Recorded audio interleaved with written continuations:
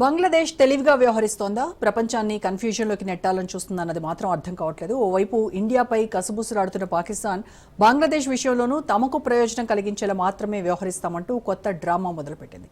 పాకిస్తాన్తో సఖ్యతను ఇష్టపడని బంగ్లా వాసులను పాసిఫై చేసేలా కొత్త కథ మొదలుపెట్టినట్టుగా కనిపిస్తోంది. అసలే పాకిస్తాన్, ఆపై బంగ్లాదేశ్కు క్షమాపణలు చెప్పడం, అది కూడా బహిరంగంగా జరిగే పనేనా అన్న ఫీలింగ్ ఎవరికైనా కలుగుతుంది.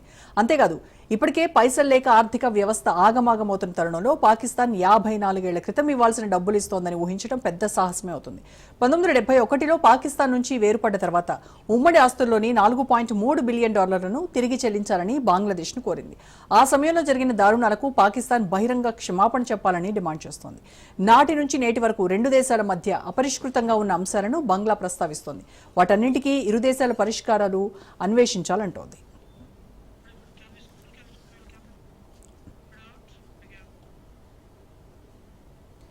ఇక రెండు దేశాలు 15 ఏళ్ల తర్వాత తొలిసారి విదేశాంగ కార్యదర్శి స్థాయి చర్చలు బంగ్లా రాజధాని ఢాకాలో జరిగాయి. 1971లో తూర్పు పాకిస్తాన్ నుండి విడిపోయి స్వతంత్ర బంగ్లాదేశ్ ఏర్పాటయ్యాక తాము నష్టపోయిన అన్ని అంశాలను అజెండాగా ముందుకు తీసుకొచ్చింది. ఆ దేశ విదేశాంగ కార్యదర్శి జాషిముద్దీన్ పాకిస్తాన్ కార్యదర్శి అమ్నా బలోచ్తో చర్చించారు.